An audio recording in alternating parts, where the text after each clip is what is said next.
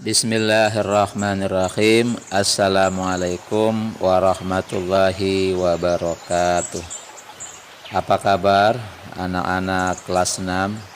Semoga kalian semua masih dalam keadaan sehat walafiat dan tetap semangat mengikuti pembelajaran pendidikan agama Islam dan budi pekerti.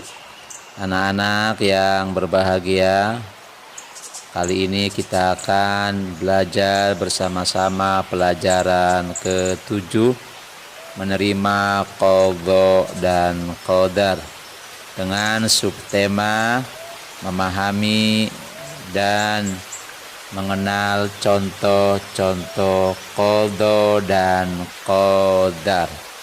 Anak-anak yang berbahagia, mari kita sama-sama membuka pembelajaran pada kesempatan kali ini dengan membaca doa bersama.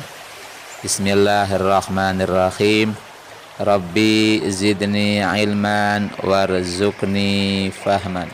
Adapun tujuan pembelajarannya adalah guna peserta didik bisa meyakini adanya qadha dan qadar Allah Subhanahu wa ta'ala. Anak-anak, coba kalian masih ingat apa tidak? Ada berapa rukun iman? Coba, rukun iman itu ada 6. Yang terakhir adalah meyakini adanya qadha dan qadar atau takdir Allah Subhanahu wa ta'ala. Jadi qadha qadar ini termasuk rukun iman, sehingga kamu semua, kita semua umat Islam, orang yang beriman kepada Allah Subhanahu wa ta'ala, wajib mempercayai, wajib meyakininya. Iman kita akan tidak sempurna manakala kita tidak mempercayai qadha dan qadar Allah Subhanahu wa ta'ala. Baiklah, sekarang apa arti qadha dan qadar itu? Diawali dengan arti qadha.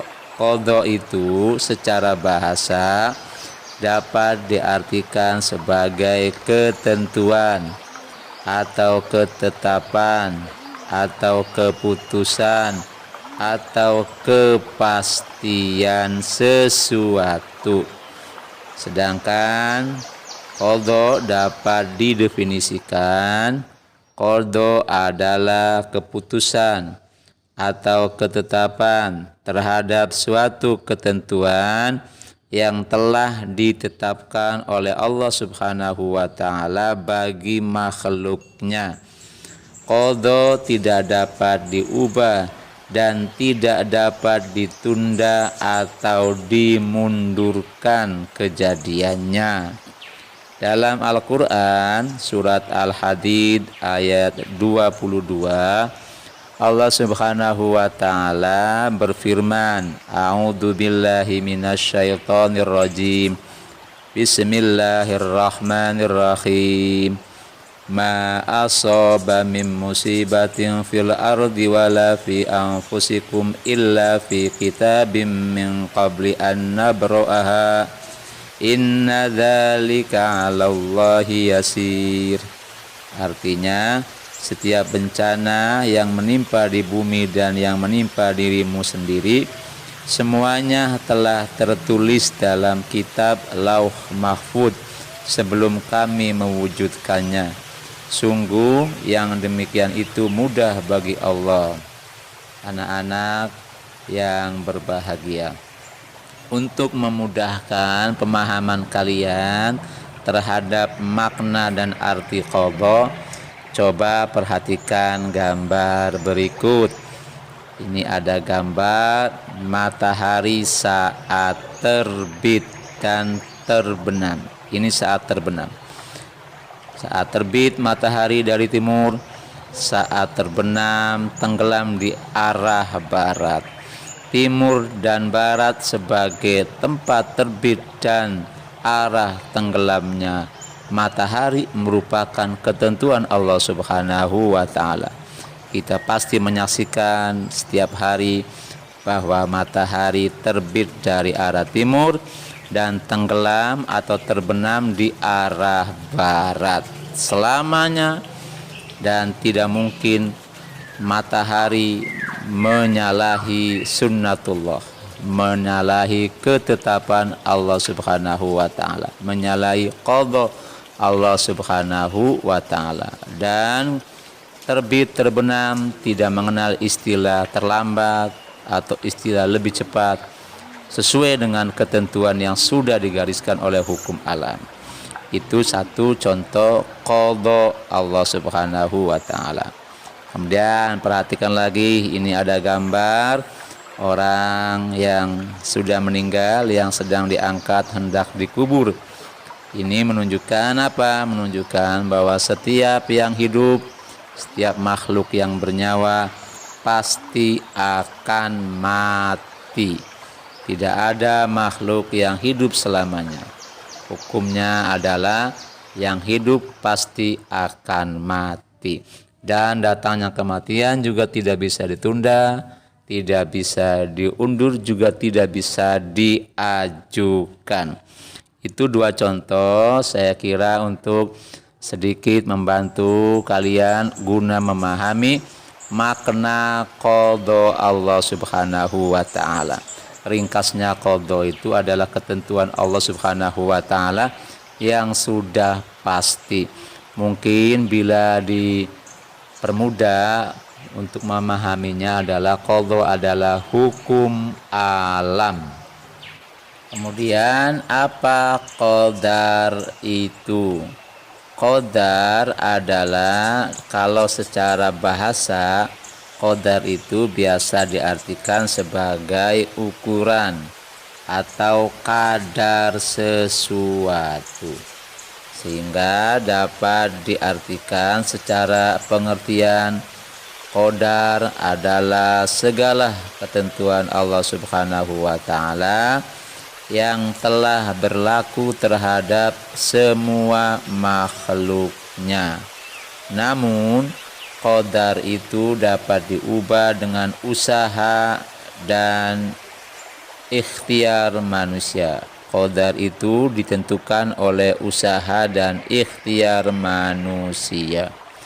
Contoh, coba kamu perhatikan gambar-gambar berikut adalah contoh-contoh yang mungkin bisa memudahkan kalian memahami makna dari qadar. Ini adalah anak yang sedang belajar. Manakala seseorang pelajar yang rajin belajar, tekun belajar, maka dia menjadi pintar. Bisa jadi ia menjadi juara di kelasnya. Itu adalah qadar. Usaha manusia menentukan qadarnya, atau bahasa lainnya, usaha manusia, ikhtiar manusia menentukan takdirnya.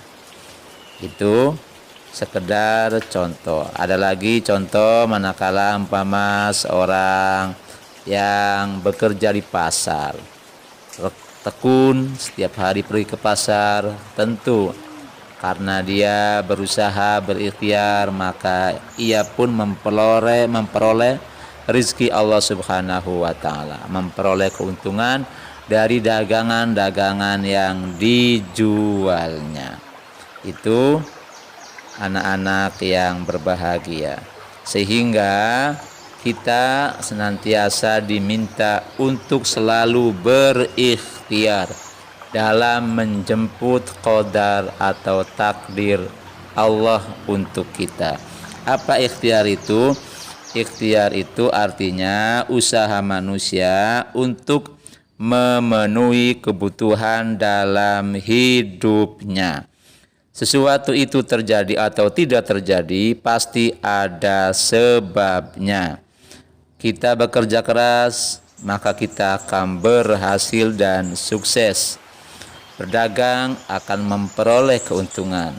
Berobat akan sembuh dari penyakit. Belajar akan pintar. begitu seterusnya. Dalam Al-Quran, Allah Subhanahu wa Ta'ala menegaskan dalam firman-Nya surat Ar-Ra'd ayat 11. Innallaha la yughayyiru ma biqaumin hatta yughayyiru ma bi anfusihim. Sesungguhnya Allah Subhanahu wa Ta'ala tidak akan mengubah keadaan suatu kaum sebelum mereka mengubah keadaan diri mereka sendiri. Baiklah anak-anak yang berbahagia, bila disimpulkan materi pada pembelajaran kali ini dapat dipahami. Pertama, qada adalah keputusan atau ketetapan Allah terhadap makhluknya yang tidak dapat diubah. Kemudian qadar adalah ketentuan Allah Subhanahu wa Ta'ala yang telah berlaku terhadap semua makhluknya yang bisa diubah dengan ikhtiar. Kemudian beriman kepada qada menyebabkan kita terdorong berusaha dan menerima hasil usaha dengan lapang dada. Tentu sabar terhadap keputusan Allah Subhanahu wa Ta'ala dengan menerimanya, dan untuk tidak berputus asa senantiasa berusaha atau berikhtiar terus menerus. Demikian anak-anak yang berbahagia. Selanjutnya ada lembar kerja siswa. Untuk lembar kerja ada 5 soal yang harus kamu jawab. 1. Apa arti qada secara bahasa? 2. Apa definisi qada itu? 3. Apa arti qadar secara bahasa? 4. Apa pengertian qadar itu?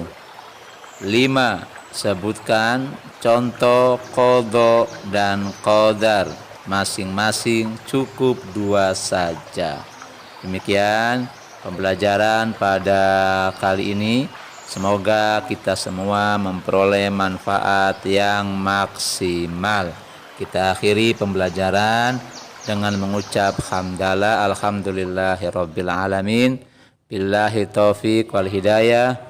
Waridha wal inayah. Wassalamualaikum warahmatullahi ta'ala wabarakatuh.